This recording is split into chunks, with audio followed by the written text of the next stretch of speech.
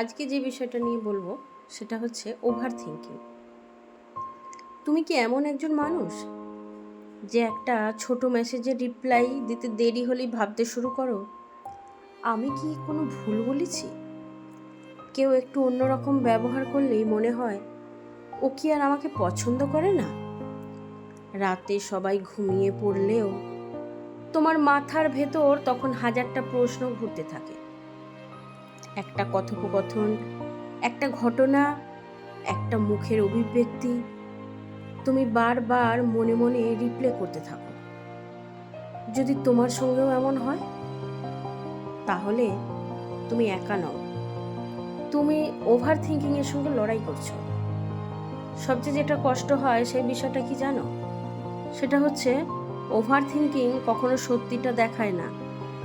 এটা তোমাকে এমন সব গল্প শোনায় যেগুলোর বেশিরভাগই বাস্তবে ঘটেই না। তুমি ভাবতে থাকো, যদিও আমাকে ছেড়ে চলে যায়, যদি আমি ব্যর্থ হই, যদি সবাই আমাকে ভুল বোঝে। কিন্তু একটা প্রশ্ন নিজেকে কিন্তু কখনোই করো না, সেটা হলো যদি সব কিছু ঠিকই হয়ে যায়। আমাদের মস্তিষ্কের একটা অভ্যাস আছে, সে সবসময় সবচেয়ে খারাপ সম্ভাবনাটা আগে কল্পনা করতে থাকে, আর সেই কল্পনাকেই আমরা ধীরে ধীরে সত্যি বলে বিশ্বাস করতে শুরু করি। তারপর কি হয়? আমরা হাসতে ভুলে যাই, বর্তমানে বাঁচতে ভুলে যাই। যে মানুষগুলো সত্যি আমাদের ভালোবাসে তাদের ভালোবাসাও অনুভব করতে পারি না, কারণ আমরা বাস্তবের চেয়ে কল্পনার ভয়ে বেশি ডুবে থাকি।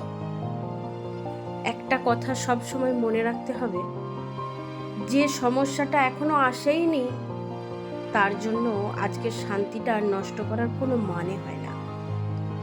একবার একটু ভাবো তো, আজ থেকে 5 বছর আগে যেসব বিষয় নিয়ে তুমি রাতের পর রাত জেগে চিন্তা করেছিলে তার কতগুলো আজ সত্যি গুরুত্বপূর্ণ?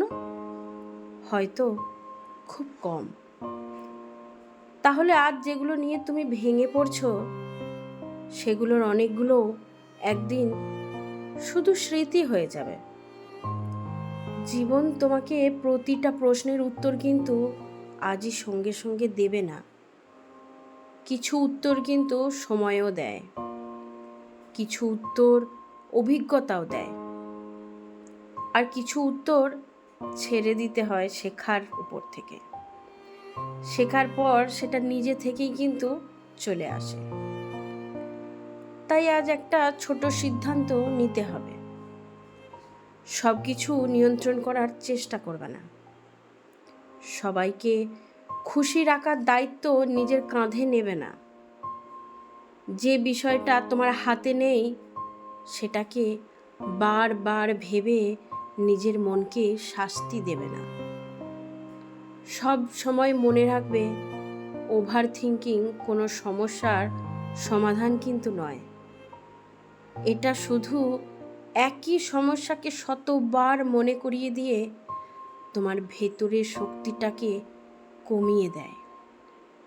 তুমি দুর্বল নও, কিন্তু তুমি শুধু অনেক বেশি অনুভব করো, অনেক বেশি ভাবো, আর সেই কারণেই নিজেকেই সবচেয়ে বেশি কষ্টটা দাও। আজ রাতে ঘুমানোর আগে নিজেকে শুধু একটা কথাই বলো, সব উত্তর আজই দরকার নেই আমার, আমি আমার সর্বোচ্চ দিয়ে চেষ্টা করব, বাকিটা সময়ের উপরেই না হয় ছেড়ে দিলাম। বিশ্বাস করো, যেদিন তুমি নিজের মনকে একটু শান্তি দিতে শিখবে সেদিন থেকেই জীবনটা অনেক সুন্দর লাগতে শুরু করবে। আচ্ছা, সবাই কিন্তু আমাকে বলো তো, যে তুমি কি সত্যি একজন ওভার থিঙ্কার? শুধু হ্যাঁ লিখতে পারো কমেন্টে। আমি এটাই তাদেরকে বলতে চাই, যারা এই ওভার থিঙ্কিংয়ের লড়াইটা লড়ছো তারা কিন্তু একা নও। নিজের মনকে শক্ত করতে হবে, নিজের জন্য নিজেকে দাঁড়াতে হবে, নিজেকে বোঝাতে হবে। কিছু উত্তর সময়ের উপর ছেড়ে দাও, তুমি তোমার কাজ করে যাও, নিজেকে ভালো রাখার চেষ্টা করে যাও।